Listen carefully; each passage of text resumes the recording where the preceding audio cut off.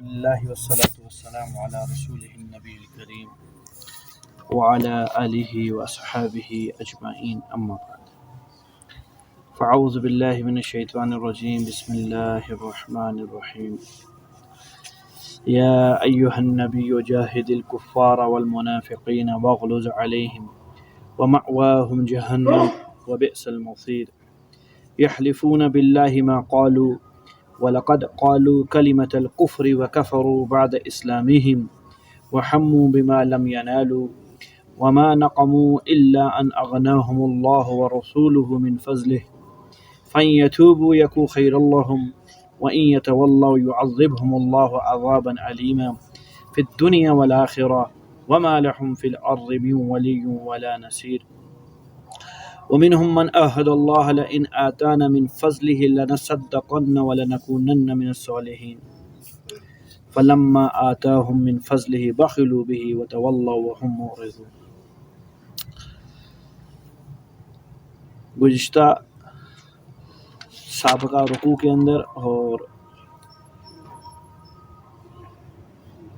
پچھلی آیات میں ان منافقین کی اظہار ثانی جو آپ صلی اللہ علیہ وسلم کو تکلیف پہنچایا کرتے تھے، ان کی شرارتیں، ان کا طعن اللہ کے نبی صلی اللہ علیہ وسلم پر، اور چوتھی چیز ان کا مذاق، اس کو اللہ رب العزت نے بیان فرمایا تھا، اور آخر میں ان کا صلہ بھی بیان کیا تھا کہ ان کے ساتھ ہوگا کیا، والکفار نار جہنم خالدین فیہا، کہ یہ ہمیشہ ہمیشہ جہنم کے اندر رہیں گے، ہی حسبہم، یہی جہنم ان کے لیے کافی ہوگی ان کی سزا کے طور پر۔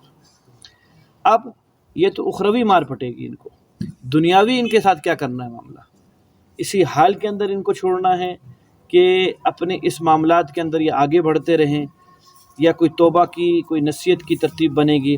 تو اب دو فریقین کے لیے دو الگ حکم آئے، فرمایا یا ایہا النبی، اے ہمارے نبی، جاہد الکفار، جہاد کیجئے، قتال کیجئے کفار کے ساتھ، یہ ایک جماعت کا حکم آ گیا، والمنافقین، اور منافقین کے ساتھ بھی قتال کیجئے، جہاد کیجئے، وغلظ علیہم، اور سختی کیجئے ان لوگوں پر۔ آپ کے رفق نے، آپ کی نرمی نے، یہاں تک ہو گیا معاملہ کہ پچھلی آیت کی شان نزول کے اندر آپ نے مجھ سے سنا تھا کہ اس نے کہا تھا، جلاس بن کیا نام تھا اس کا، سوید بن سامت، منافق تھا، بعد میں اللہ نے اس شخص کو توبہ کی توفیق عطا فرمائی۔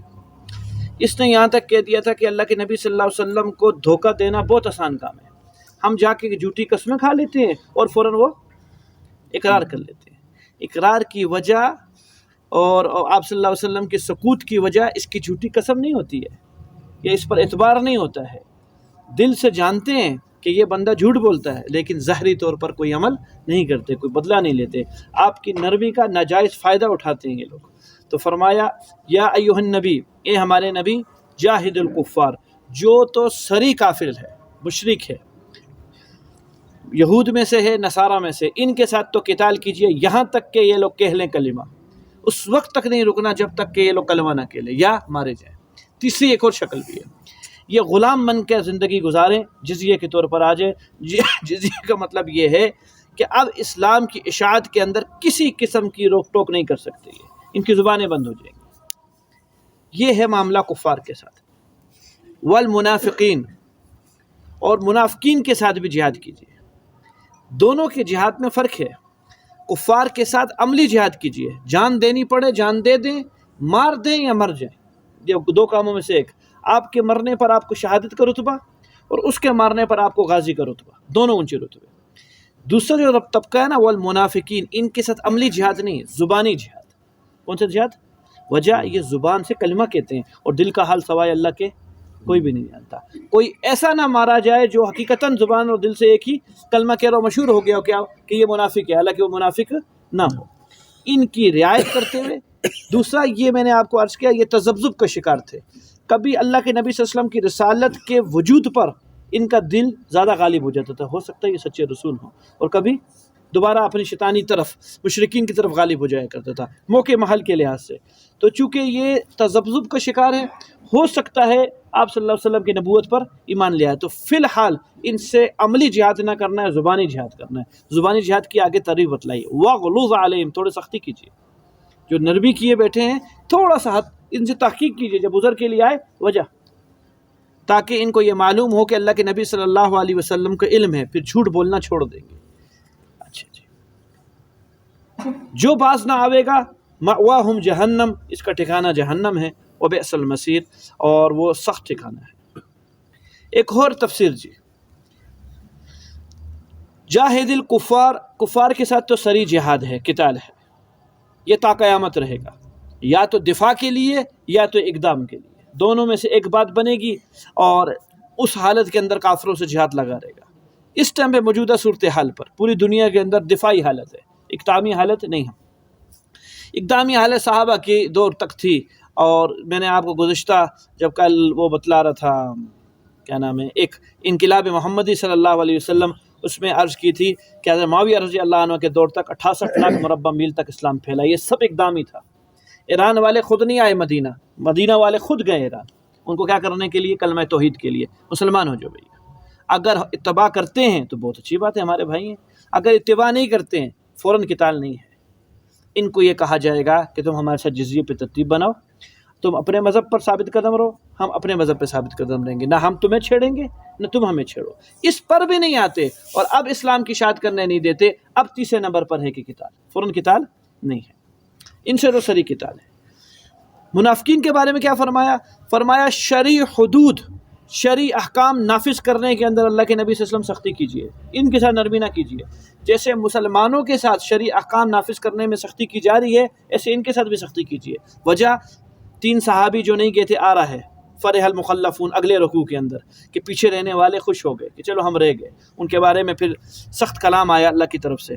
تو جیسے ان کو عتاب دیا جا رہا ہے اللہ کی طرف سے جو مسلمان ہیں، ان کو بھی عتاب ہونا چاہیے کہ کس وجہ سے عذر کے بغیر کیا نام ہے تم یہاں تبوک کے سفر سے رہ گئے ہو، تو دونوں کے ساتھ معاملے صفا کرو۔ وجہ یہ بھی اپنی زبان سے مسلمان کہتے ہیں، بے شک دل میں کافر ہیں، لیکن ظاہری حکم پر ان کو شریعت کے حدود ان کے اوپر نافذ کرو، جیسے صحابہ پر نافذ کیے جا رہے ہیں۔ وَغْلُظْ عَلَيْهِمْ، سختی کیجیے ان کے اوپر۔ ہاں اب یہ ہٹ درمی کرتے ہیں تو آخرت کا انجام اللہ بتلا چکے ہیں، وَمَأْوَاهُمْ جَهَنَّمْ، محمد رسول اللہ صلی اللہ علیہ وسلم کے دربار سے جو دھتکارا ہوا آدمی ہے میرے محترم ساتھیو، اس کا ٹھکانہ جہنم ہے، وَبِئْسَ الْمَصِيرُ، بہت خطرناک قسم کی جگہ ہے، بہت بری جگہ ہے۔ یحلفون باللہ ما قالوا، یہ جو ابھی اگلی جو 4-5 آیت ایک ہی ہے، اس آیت کا شان نزول ایک خاص واقعہ ہے۔ واقعہ یہ ہوا تھا تبوک کے سفر پر، اللہ کے نبی صلی اللہ علیہ وسلم پر براہ راست قرآن اتر رہا ہے، 23 سال آپ علیہ السلام پر قرآن اترا ہے، موقع محل پر اترا ہے، ایک ساتھ نہیں اترا، کبھی احد کے اندر، کبھی بدر کے اندر، کبھی حنین میں، کبھی اماں عائشہ کے لحاف میں، کبھی نماز پڑھتے ہوئے، کبھی نماز سے ہٹ کر۔ تو آپ صلی اللہ علیہ وسلم گائے بگائے خبریں دیا کرتے تھے، اللہ بھی یوں فرما رہے ہیں، اللہ یوں فرما رہے ہیں۔ یہی جلاس نامی آدمی جو بعد میں ایمان والا بن گیا، درست ہو گیا، اس کی زبان سے الفاظ نکلے کہ اگر یہ آپ صلی اللہ علیہ وسلم حقیقی سچے ہیں جس طرح یہ کہتے ہیں اپنے آپ کو، تو ہم پھر گدھوں سے بدتر ہیں، ہم گدھوں سے بدتر ہیں۔ اس میں طنز تھا آپ صلی اللہ علیہ وسلم پر، کیونکہ دلی زام اور دلی گمان تو ان کا یہ ہے کہ آپ صلی اللہ علیہ وسلم حق پر نہیں ہیں۔ عامر بن قیس رضی اللہ تعالیٰ نے اس کا یہ جملہ سن لیا اور کہا کہ واقعی تم لوگ گدھوں سے بدتر ہو۔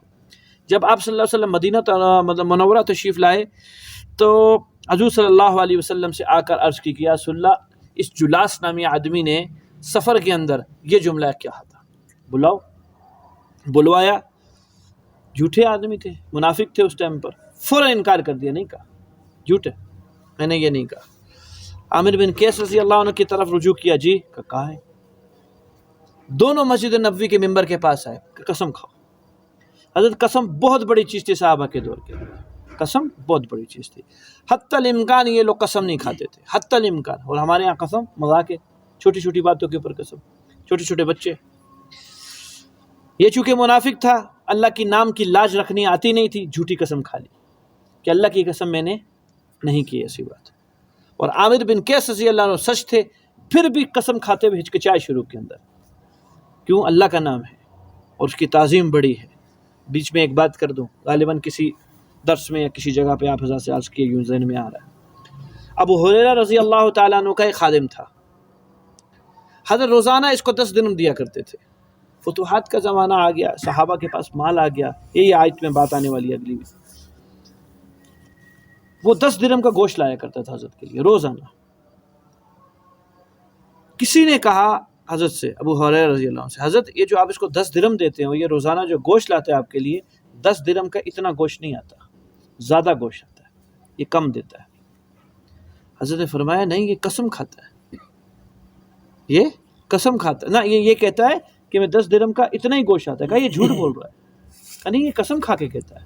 کہا حضرت قسم بھی جھوٹی کھا رہا ہے۔ عجیب بات فرمایا ابو ہریرہ نے آگے، فرمایا لو خدعنا فی اللہ لخدعنا لہ، جو ہمیں اللہ کے نام پہ دھوکہ دے گا ہم دھوکہ کھا لیں گے، جو اللہ کے نام پہ ہمیں دھوکہ دے گا ہم دھوکہ کھا لیں گے۔ اس بے شرم کو تو لاج نہیں آ رہی اللہ کے نام کی، لیکن ہم تو عقیدت والے لوگ ہیں، ہم تو اہل درد ہیں، اہل محبت ہیں، اہل دل ہیں، ہم کیوں اللہ کے نام کی لاج نہ کھائیں، ہم کھا لیں گے۔ کیوں؟ نام کس کا لے لیا؟ عیسیٰ علیہ السلام کے سامنے آدمی نے چوری کی، آنکھوں کے سامنے۔ کہا یہ تو نے چوری کی، اس نے قسم کھا لی، اللہ کی قسم میں نے چوری نہیں کی۔ کہا میری آنکھ نے غلط دیکھا، تو نے اللہ کے نام قسم کھا لی، بس ختم۔ پھر میری آنکھ نے، یہ اہل اللہ ہوتے ہیں، اہل دل ہوتے ہیں، اللہ کے نام کی لاج جانتے ہیں۔ تو عامر بن قیس رضی اللہ عنہ شروع کے اندر ہچکچائے، لیکن آپ صلی اللہ علیہ وسلم نے فرمایا اگر حقیقی بات ہے تو تم پہ کوئی مواخذہ نہیں ہے، کھاؤ قسم۔ کھائی عامر بن قیس رضی اللہ عنہ کہ یا رسول اللہ میں اللہ کی قسم کھاتا ہوں، اس بندے نے یہ بات کہی تھی کہ ہم گدوں سے بدتر ہیں اگر اللہ کے نبی سچ ہیں، اور ساتھ ہی ہاتھ اٹھا لیے، دونوں نے قسمیں کھا لی۔ سچ کون ہے؟ دوسرا معاملہ تو اب بھی نہیں بنا۔ اے اللہ میری صفائی کے حق میں آپ صلی اللہ علیہ وسلم پر کوئی نہ کوئی کلام نازل فرما کہ میں جھوٹا مجمع کے آمنے نہ ہو جاؤں۔ اللہ کے نبی اسلام نے آمین کہی، صحابہ نے بھی آمین کی۔ آپ مجلس سے ہٹے نہیں تھے، قرآن اتر گیا اور قرآن کی آیت اتری، یحلفون باللہ، یہ منافق لوگ قسمیں کھاتے ہیں اللہ کی، ما قالوا کہ انہوں نے نہیں کہا، وَلَقَدْ قَالُوا حقیقت میں انہوں نے کہا ہے۔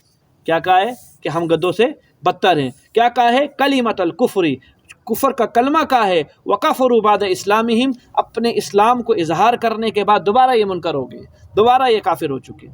وَهَمُّوا بِمَا لَمْ يَنَالُوا، اور انہوں نے اس چیز کا ارادہ کیا ہے جو غریبوں کو وہ چیز میسر نہ آ سکی، کامیاب نہ ہو سکے۔ اس میں بھی ایک الگ شان نزول ہے۔ گزشتہ سے گزشتہ آپ سے عرض کیا تھا 12 آدمی حضور صلی اللہ علیہ وسلم کے نعوذ باللہ قتل کے پیچھے تھے تبوک کے سفر میں، گھاٹی پر اللہ تعالیٰ نے حفاظت فرمائی تھی۔ یہ وہ بات ہے، وَهَمُّوا، اور انہوں نے ارادہ کیا بِمَا لَمْ يَنَالُوا، جس پہ وہ کامیاب نہیں ہو سکے۔ ساری اللہ تعالیٰ نے کھول کے رکھ دی بات۔ وَمَا نَقَمُوا، یہ کیوں اس طرح کی حرکتیں کرتے ہیں، صحابہ کو پریشان کرتے ہیں؟ صرف ایک وجہ ہے ان کے سامنے، إِلَّا أَنْ أَغْنَاهُمُ اللَّهُ وَرَسُولُهُ مِنْ فَضْلِهِ، کہ اللہ نے اور اللہ کے رسول نے اپنے صحابہ کو غنی بنا دیے۔ مال غنیمت جب آتا ہے تو صحابہ کو آپ صلی اللہ علیہ وسلم بانٹتے ہیں، جس سے ان کے اندر غنا آتا ہے، ان کو صرف اس چیز کی پریشانی ہے۔ فَإِن يَتُوبُوا يَكُ خَيْرًا لَّهُمْ، ہاں اگر یہ توبہ کر جاتے ہیں تو ان کے لیے بہتر ہے۔ عامر بن کے اب جلاس سے پوچھا، اب معاملہ قرآن نے، اللہ نے صفاص فرما دیا ہے کہ اللہ کے رسول پہلے میں منکر تھا، جھوٹا تھا، میں منافق تھا، حقیقتاً میں نے یہ کلمہ کہا جو کہ اس ساتھی نے بیان کیا ہے، لیکن چالاک آدمی تھا، فوراً کہا آپ نے ابھی قرآن پڑھا، فَإِن يَتُوبُوا يَكُ خَيْرًا لَّهُمْ، اگر یہ توبہ کرتے ہیں تو بہتر ہے، میں آج کے بعد پکی ٹھکی توبہ کرتا ہوں، نفاق سے توبہ، میں سچا ایمان والا بن کے زندگی گزاروں گا، اب 2 نمبری نہیں کروں گا۔ اس کے بعد روایات کے اندر آتا ہے زندگی درست ہوگی اس بندے کی، اس نے اپنے آپ کو درست کر لیا۔ اللہ نے فرمایا اگر درست نہ کرتا، وَإِن يَتَوَلَّوْا، اگر یہ پیٹ پھیر کے پیچھے بھاگتے، يُعَذِّبْهُمُ اللَّهُ، اللہ تعالیٰ ان کو دردناک عذاب دیتا، عذابًا علیما، فی الدنیا، دنیا میں بھی رسوائی، والآخرہ، اور آخرت میں دردناک عذاب ہے ہی ہے۔ وَمَا لَهُمْ فِي الْأَرْضِ، اس کائنات کے اندر یہ منافق نہ پاتے، مِن وَلِيٌّ وَلَا نَصِيرٌ، نہ ہی کوئی حمایتی اور نہ ہی کوئی مددگار۔ اگلا بڑا عبرتناک شان نزول ہے آیات کا، وَمِنْهُمْ، انہی میں سے، انہی منافقین میں سے، لیکن جس بندے کے لیے یہ آیت آئی ہے یہ اس ٹائم میں منافق نہیں تھا، جس بندے کے لیے یہ آیت آ رہی ہے یہ منافق نہیں تھا، یہ بعد میں ہوئے منافق ہو گئے، جس ٹائم پہ یہ آیت آئی ہے اس ٹائم پہ منافق نہیں تھے۔ معاملہ کیا ہوا؟ حضرت تو خیر نہیں کہہ سکتے، ایمان چلا گیا ان کا۔ ثعلبہ بن حاتب انصاری ایک آدمی تھے، حضور صلی اللہ علیہ وسلم کے ارد گرد بیٹھنے والے۔ بہت غور سے سنیے گا، ماحول کتنی بڑی چیز ہے اللہ نے جو ہمیں نعمت عطا فرمائی ہے۔ میرے بھائیوں، قدردانی اس ٹائم پہ ہوتی ہے جب نعمت چھنتی ہے، جب نعمت چھن جاتی ہے پھر اوہو، یہ شخص ہر وقت آگے پیچھے جہاں دیکھا آپ علیہ السلام کو مسکراتے ہوئے پہنچ گئے، یا رسول اللہ میرے رزق میں برکت کی دعا، میرے رزق میں برکت کی دعا، پہنچ جاتے۔ دنیا والوں کو بھی یہ دستور ہے، جس سے مطلب ہوتا ہے ان کے موڈ کو دیکھا جاتا ہے، غصے میں تو اپنا کام نہیں بھائی اس ٹائم پہ نہیں کرے گا۔ اللہ کے نبی اسلام نے فرمایا تجھ کو میرا طریقہ پسند نہیں ہے؟ میں جس ترتیب پر ہوں، میں چاہوں تو یہ بطحا کی وادی سونے کی ہو جاؤں، میں نہیں مانگتا اپنے لیے، تو تجھے میرا طریقہ کیوں پسند نہیں؟ چلے گئے، پھر کسی موقع پہ آ گئے، یا رسول اللہ رزق کی دعا کر دیجیے اللہ برکت عطا فرما دے۔ آپ صلی اللہ علیہ وسلم نے ہاتھ اٹھا لیا، اللہ فلاں کے رزق میں برکت عطا فرما دے۔ آپ صلی اللہ علیہ وسلم کی دعا تھی، برکت ہو گئی۔ کتنی ہوئی؟ اب جو مدینہ آج کا پورا مسجد نبوی، پورا مدینہ اتنا، بازار بھی یہی تھا، دکانیں بھی یہی تھی، گھر بھی یہی تھے، مسجد بھی یہی تھی، یہاں بھیڑ بکریاں مویشی سنبھالنا مشکل ہو گیا، رزق کتنا بڑھ گیا۔ حضرت کے پاس تشریف لے، یا رسول اللہ جگہ تنگ پڑ گئی، آپ کی دعا سے اللہ نے بہت برکت کر دی، تو میں مضافات میں جانا چاہتا ہوں آپ کے پاس، یہاں سے تھوڑا فجر اور عشاء میں نہیں آ سکوں گا، پہلے بتا رہا ہوں، ظہر عصر مغرب پڑھ لوں گا، ٹھیک ہے جاؤ۔ گئے، آیا کرتے تھے ظہر عصر مغرب میں، مویشی اور بڑھ گئے، وہ جگہ تنگ پڑ گئی، تھوڑا اور آگے نکلنے کے، حضرت صرف ظہر کی نماز میں آؤں گا آج کے بعد، میں بہت دور چلا گیا، میں بار بار نہیں آ سکتا، مدینہ دور ہے، ٹھیک ہے، اور برکت ہو گئی، اور آگے جانا پڑ گیا، حضرت جمعے کی جمعے بس، اور نہیں آؤں گا، ٹھیک ہے، جمعے کے جمعے گیا، زکوٰۃ کا موسم آیا، سال گزر گئے اس بات کو، ایمان والا آدمی تھا جس ٹائم پہ یہ بات ہوئی تھی ساری، قاصد بھیجے آپ صلی اللہ علیہ وسلم نے کہ یہ اپنا بندہ ہے، اچھا مال لے کے آنا زکوٰۃ کا، موصولین جایا کرتے تھے زکوٰۃ لینے کے لیے، اور فلاں فلاں سے بھی، ٹھیک ہے، سب سے پہلے اس کے پاس پہنچے، یہ لسٹ ہے آپ کی اس کی، ہاں جی، اس کے علاوہ ہمیں معلوم نہیں ہے، جو آپ کو معلوم ہے وہ بھی شامل کر دو اس میں، اور آپ صلی اللہ علیہ وسلم نے فرمایا زکوٰۃ دے دو۔ کہ یہ تو ٹیکس ہے، جزیہ ہے، یہ کیا ہے؟ خیر میں غور کرتا ہوں اس پر، آپ آگے جا کے لے آؤ۔ یا آگے گئے، ان صحابی کے ذمے ادنا مال تھا، اس نے خوشی میں اعلیٰ مال دیا اللہ کے نبی صلی اللہ علیہ وسلم کو، جو آگے گئے تھے جس کے پاس، کہا ہمیں لینے سے منع کیا کہ اعلیٰ مال نہیں لینا، ادنا مال لینا، کہا میں خوشی سے دیتا ہوں، لے لو، اللہ کے نبی اسلام کو دینا ہے۔ دوبارہ اس کے پاس آئے فارغ ہونے کے بعد، اس نے پھر انکار کر دیا کہ یہ جزیہ ہے، یہ ٹیکس ہے، ہم ٹیکس نہیں دیں گے، یہ میری اپنی کمائی کا مال ہے، لہٰذا میں زکوٰۃ دینے سے انکار کرتا ہوں، میں آپ کو زکوٰۃ دے دیتا ہوں۔ یہ گئے آپ صلی اللہ علیہ وسلم کے پاس صحابہ، اور جا کے سارا قصہ کیا۔ ابھی یہ آئے نہیں تھے، آ رہے تھے رستے میں، تو آپ صلی اللہ علیہ وسلم نے ان کے چہرے کو دیکھ کے فرما دیا، وہی حق سالبہ، وہی حق سالبہ، ہلاک ہو گیا سالبہ، ہلاک ہو گیا سالبہ، پہچان گیا آپ صلی اللہ علیہ وسلم اپنی فراست سے۔ یہ بات ہوئی، فوراً قرآن اتر گیا۔ قرآن نے کیا فرمایا؟ وَمِنْهُمْ، انہی منافقین میں سے بعض ہیں، اب ان کو منافق قرار دے دیا قرآن نے، من عاہد اللہ، جنہوں نے اللہ تعالیٰ سے عہد کیا، لئن آتانا من فضلہ، اگر وہ اللہ اپنے فضل سے ہمیں کچھ عطا کر دے، یعنی جو رزق کی دعائیں کر رہے تھے برکت کی، تو کیا کریں گے؟ لَنَصَدَّقَنَّ وَلَنَكُونَنَّ مِنَ الصَّالِحِينَ، ہم صدقات بھی دیں گے، مراد زکوٰۃ ہے، ہم زکوٰۃ بھی دیں گے اور ہم نیک لوگوں کے اندر شمار ہو جائیں گے۔ فَلَمَّا آتَاهُم مِّن فَضْلِهِ، جب اللہ نے عطا کر دیا ان کو اپنے فضل سے، بخلوا بہ، بخل کرنے لگ گئے، اس مال پر اترانے لگ گئے، وَتَوَلَّوْا وَهُمْ مُعْرِضُونَ، اور اس حال کے اندر انہوں نے منہ پھیرا کہ وہ اعراض کرنے والے تھے اللہ کے حکم سے۔ پھر کیا ہوئی بات؟ قرآن اتر گیا، اور قرآن نے کہہ دیا کہ اب ان کا یہ مال قبول نہ کرنا۔ اگلی آیت کے اندر فَعَاقَبَهُمْ نِفَاقًا فِي قُلُوبِهِمْ إِلَى يَوْمِ يَلْقَوْنَهُ، اللہ تعالیٰ نے ان لوگوں کے دلوں کے اندر سزا کے طور پہ نفاق ڈال دیا ہے اس دن تک جب تک اللہ تعالیٰ سے یہ لوگ ملاقات کریں۔ کیوں؟ بما اخلف اللہ، اس لیے کہ انہوں نے اللہ کے ساتھ وعدہ خلافی کی ہے، ما وعدوہ، جو انہوں نے اللہ سے وعدہ کیا تھا، وبما كانوا یکسبون، اور بوجہ یہ کہ انہوں نے جھوٹ بولا ہے۔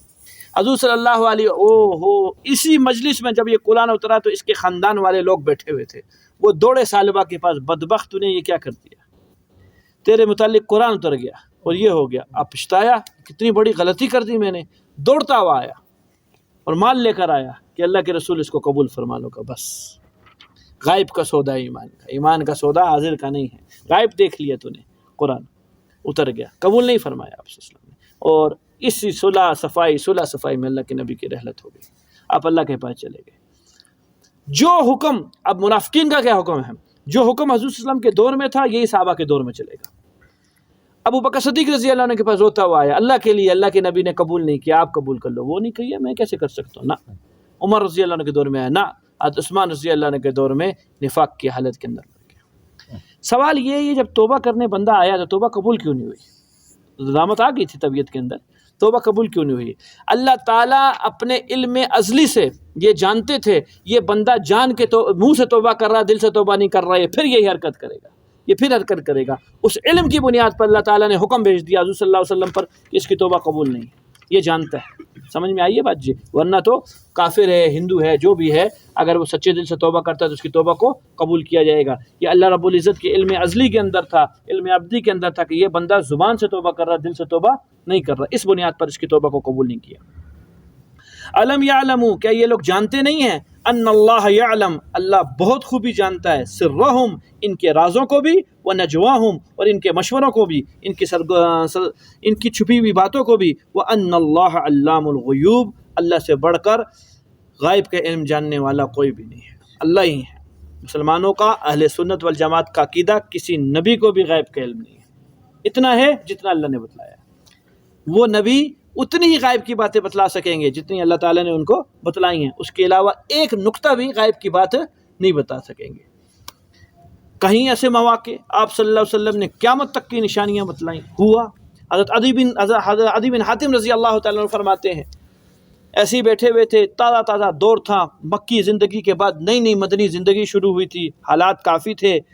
آپ صلی اللہ علیہ وسلم نے ایک بات فرمائی، ابھی فقر سے ڈرتے ہو، ایک حال ایسا آئے گا تم پر، زکوٰۃ وصول کرنے کے لیے کوئی نہ ہوگا، زکوٰۃ وصول کرنے کے لیے مدینہ میں کوئی نہیں ملے گا، یہ حالت ہو جائے گی۔ اور امن کی حالت یہ ہوگی، ہرا مقام ہے، وہاں سے خاتون چلے گی پورے زیب و زینت کے ساتھ، پورے سونے چاندی کے ساتھ، اور مکہ میں آ کر اللہ کا بیت اللہ کا حج کر کے جاوے گی، کوئی اس کو میلی آنکھ نہیں دیکھے گا۔ کہ میں نے دونوں زمانے دیکھی، اللہ کے نبی صلی اللہ علیہ وسلم نے جو پیشن گوئی کی تھی کہ مدینہ میں پھر کے لوگ تھک جاتے ہیں کہ زکوٰۃ لے لو، کوئی لینے نہیں، آخر مسجد النبوی میں پیسے پھینک کے چلے جاتے ہیں، اشرفیاں، کوئی لینے والا نہیں ہے، وصول کرنے والا۔ یہ زمانہ ہم نے دیکھا، اور مسجد النبوی میں ایسے انبار لگے ہوئے، پہاڑ بنے ہوئے سونے چاندی اور اشرفیوں کے، اور ہرہ سے عورت آئی ہماری آنکھوں کے سامنے، اس نے طواف کیا اور اس کو کوئی میلی آنکھ دیکھنے والا آدمی نہیں تھا، اور وہ دوبارہ اپنے ہرا کی یہ باتیں بتلائیں، بہت دور کی باتیں بتائیں، کیوں؟ اللہ نے بتلائی ہوئی تھی۔ جو نہیں معلوم تو قریب کی چیزیں نہیں معلوم۔ اما عائشہ رضی اللہ عنہ کی تہمت کا واقعہ آیا، نہیں معلوم، بہت عرصے کے بعد معلوم ہے، 6 مہینے پریشان رہے ہیں کہ بھائی عبداللہ بن ابی بن سلول منافق ہے جس کی وجہ سے میرے گھر کے اندر پریشانی آئی ہوئی ہے۔ جو نہیں معلوم، جو معلوم تو غائب کی چیزیں بہت اونچی اونچی معلوم، جو عام بندے تک نہیں معلوم ہو سکتی، تو اللہ سب جانتے ہیں۔ یہ وقت ہے 5 منٹ۔ اچھا جی، تبوک کے سفر میں آپ حضرات سے عرض کیا کہ آپ صلی اللہ علیہ وسلم نے چندہ مانگا، صحابہ نے اپنی وسعت سے زیادہ لا کے دیا۔ ابو بکر صدیق رضی اللہ عنہ کا سن لیا آپ نے، حضرت عمر عثمان کا، عبد الرحمن بن عوف رضی اللہ عنہ 4000 درم لے کر آئے۔ اس ٹائم پہ یہ مالک تھے صرف 8000 درم کے، 4000 آدھا اٹھا کے یہ بھی لیا، حضرت عمر رضی اللہ عنہ کی طرح۔ اللہ کے نبی صلی اللہ علیہ وسلم نے رزق کی برکت دی، رزق میں برکت کی دعا دی۔ یہ برکت ہوتی کیا چیز ہے کہ اللہ کے نبی کی دعا۔ میرے محترم ساتھیوں، پیچھے بھی بات آئی اس بندے کی رزق کی برکت، کہاں تک بات پہنچ گئی؟ خادم خاص حضور صلی اللہ علیہ وسلم کے انس بن مالک رضی اللہ تعالیٰ عنہ، ان کو آپ علیہ السلام نے فرمایا تھا آخری وقت میں، انس اللہ تیرے مال میں بھی برکت دے، تیری اولاد میں بھی برکت دے۔ اولاد میں برکت سنیے جی، 110 بچے اپنے ہاتھ سے دفنائے ہیں حضرت انس رضی اللہ عنہ نے۔ کتنے؟ 110 بچے، ایک روایت میں 98 آتا ہے، 98 ہو 110 ہو، یہ وہ بچے جو پیدا ہوتے تھے تھوڑے عرصے کے بعد مر جاتے تھے، کوئی سال میں مر گیا، کوئی 2 میں مر گیا، کوئی پیدا ہی مرا ہوا، یعنی اتنی اولاد میں برکت ہوئی، 110 بچے، اور مال اتنا تھا حضرت فرماتے میں گن نہیں سکتا تھا۔ یہ فقیر صحابی تھے آپ صلی اللہ علیہ وسلم کے، تو خادم تھے حضور صلی اللہ علیہ وسلم کے، یہ حضور صلی اللہ علیہ وسلم کی برکت کا۔ تو حضرت عبد الرحمن بن عوف رضی اللہ عنہ کو بھی برکت کی دعا دی۔ پھر ترتیب کہاں سے بنی؟ میں مختصر بات کرتا ہوں کیونکہ میری بات پھر اس طرف چلی جائے گی۔ ان کی 2 بیویاں تھیں، کتنی؟ 2 بیویاں۔ مرنے کے بعد سارے ترکے کو تقسیم کیا اولادوں کے اندر، فلاں فلاں فلاں فلاں فلاں میں، صرف ان 2 بیویوں کو جو ملا نا وہ 80,000 دینار تھے حضرت جی۔ 1 دینار 6 تولے کا ہوتا ہے، 1 دینار کتنے کا ہوتا ہے؟ 6 तोला। 6 तोले को 80,000 से ज़रब तो बात कहाँ पहुँचेगी आज के दौर के मुताबिक, लगाओ 1.5 लाख रुपया तोला, शायद कैलकुलेटर जवाब नहीं दे आपका। ये एक बीवी के पास आया हिस्सा और एक दूसरी के पास भी इतना आया, जो क्या नाम है वरसा को दिए वो अलग है। 40,000 ग़ुलाम ज़िंदगी के अंदर आज़ाद किए। कितने? 40,000।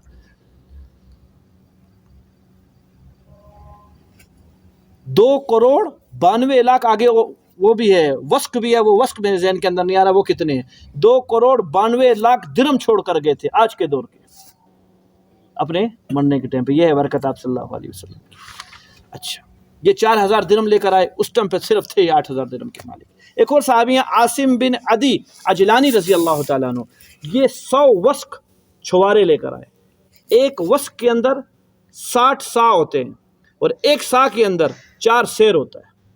अब 4 शेर को अगर तुम आप वस्क से ज़रब देंगे तो आसान करें यार आपके लिए, 1.25 किलो का, एक शेर में 1.25 किलो होते हैं, एक शेर के अंदर शेर बड़ा होता है 1 किलो से। तो हिसाब लगाने पे पता चला 29,000 से कुछ ऊपर किलो ये छुवारे लेकर आए थे। 29,000 से कुछ ऊपर, ये 1.25 की वजह से 29,000 हुए। और अगर चलो 1 किलो मारो तो 24,000 बनता है। 24,000 किलो छुवारे तबुक के सफ़र में लेकर आए। ये 2 ज़्यादा माल लेकर आए। 2 और का सुनिए, अबू अकील अंसारी रज़ी अल्लाह अन्हु पूरा दिन मेहनत की, गरीब आदमी थे, यहूदी का कुआं खोदते रहे, 2 सा दिया, 1 सा घर वालों को रख दिया, 1 सा खजूर ली, 2 सा कुछ नहीं। आप इस्लाम में फरमाया इसकी सा खजूर को सारे माल के ऊपर डालो, ये सबसे बरकत वाली है, मेहनत लेकर आया। अब मुनाफिकीन ने क्या कहना शुरू किया इन 2 के बारे में, जो अब्दुर्रहमान बिन औफ ज़्यादा माल लाए और ये आसिम बिन अदी अजलानी रज़ी अल्लाह अन्हु ये ज़्यादा माल लाए, का ये तो रियाकार है, देखो ज़्यादा ला रहे हैं। और इन गरीब साहबी के लिए जो अबू अकील रज़ी अल्लाह ने 1 सा लाए, का इससे अल्लाह को क्या मिलेगा? अल्लाह को इसकी ज़रूरत ही नहीं है, ये अल्लाह के किसी काम नहीं है। साथ दो अल्लाह को उसकी ज़रूरत है, और जो 4,000 दिरहम ले रहे तो अल्लाह को उसकी भी ज़रूरत नहीं है। कम पर ज़रूरत नहीं है अल्लाह को, और ज़्यादा पर रिया की बात। इसको अल्लाह ने फरमाया अल्लज़ीना यल्मिज़ून, वो लोग जो तान करते हैं, अलमुतव्विईन मिनल मोमिनीन फिस सदक़ात, जो दिल से ईमान वाले सदका कर रहे हैं। यानी सहाबा भी जो ज़्यादा लाए वो भी दिल से लाए इखलास के साथ, जो कम लाए वो भी इखलास के लाए। जो सदका करते हैं उनके ऊपर तान करते हैं। वल्लज़ीना ला यजिदून इल्ला जुहदहुम, ख़ास तौर पर उन गरीबों पर तान करते हैं जिनके पास कुछ पैसा नहीं है, इल्ला जुहदहुम, मगर उनकी मेहनत, जो मेहनत से कमा के लाए। अबू अकील अंसारी रज़ी अल्लाह अन्हु सिर्फ 2 सा। फ़यस्खरून, ये मस्खरा करते हैं, मजाक करते हैं उन गरीबों पर। मिनहुम सखिरल्लाहु मिनहुम, अनकरीब अल्लाह इन पर मजाक करेगा, इन मुनाफिकीन के ऊपर। वलहुम अज़ाबुन अलीम, इनके लिए दर्दनाक अज़ाब है। इस्तग़फिर लहुम औ ला तस्तग़फिर लहुम, ये बहुत बड़ी आयत थी मुनाफिकीन की दुनिया में अज़ाब के लिए। आप अलैहिस्सलाम को बिल्कुल या इस्तिग़फ़ार से अल्लाह ने मना कर दिया, नबी जी आप इस्तिग़फ़ार करिए इन मुनाफिकीन के लिए, औ ला तस्तग़फिर लहुम, ना करिए इस्तिग़फ़ार इनके लिए, बराबर है दोनों। ना आपका इस्तिग़फ़ार इनके हक़ में कबूल करूँगा, ना बग़ैर इस्तिग़फ़ार कबूल होगा। इन तस्तग़फिर लहुम 70 मर्रा, 70 मरतबा भी अगर एक बंदे के लिए आप इस्तिग़फ़ार करोगे ना, फ़लन यग़फ़िरल्लाहु लहुम, अल्लाह फिर भी इनकी बख्शिश नहीं करेगा। ज़ालिका, क्यों इतना सख्त हुक्म अल्लाह ने क्यों भेज दिया? बिअन्नहुम कफ़रू बिल्लाहि व रसूलिही, ये अल्लाह और अल्लाह के रसूल सल्लल्लाहु अलैहि वसल्लम के मुनकर है। वल्लाहु ला यहदिल कौमल फ़ासिक़ीन, अल्लाह बुरों को, अल्लाह के इस्लाम कोई मोहताज थोड़ी है कि इन लोगों से अल्लाह ने ज़रूर काम लेना है, औरों को पैदा करेंगे अल्लाह पाक काम लेंगे। ये आयत उतरी अब्दुल्ला बिन उबई बिन सलूल जब मरा, रईसुल मुनाफिक, तमाम मुनाफिकीन के अंदर 70 की तो तबूक के अंदर लिस्ट आई खाली, कि जो लैन से अल्लाह के नबी सल्लल्लाहु अलैहि वसल्लम ने नाम बतलाए, फ़लाँ फ़लाँ नाम, बाप का नाम, घर का पता, यहाँ तक बतलाया अल्लाह ताला ने कि ये भी मुनाफिक, ये भी मुनाफिक। अब्दुल्ला बिन अब्बास रज़ी अल्लाह अन्हु फरमाते हैं, हुज़ैफ़ा बिन यमान रज़ी अल्लाह अन्हु का हज़रत सल्लल्लाहु अलैहि वसल्लम ने वो लिस्ट दी और फरमाया सीगा रास के अंदर रखियो, इसको किसी के सामने अफ़शा नहीं करना। ये आयत अब्दुल्ला बिन उबई बिन सलूल के मरने पर आई। इसका एक एहसान था अल्लाह के नबी सल्लल्लाहु अलैहि वसल्लम पर, उस एहसान की बदौलत हज़रत सल्लल्लाहु अलैहि वसल्लम नमाज़ पढ़ाना चाहते थे, अल्लाह ने मना फरमा दिया कि नमाज़ नहीं पढ़ाना। अगले रुकू के अंदर उसकी तफसील आएगी, ज़िंदगी रिवाँ इंशाअल्लाह इसको बयान करूँगा तफसील से। अल्लाहुम्मा सल्लि अला मुहम्मद व अला आलि मुहम्मद व बारिक वसल्लिम। रब्बना आतिना फिद दुनिया हसना व फिल आखिरति हसना व क़िना अज़ाबन नार, आमीन। अल्लाह आपके बेटा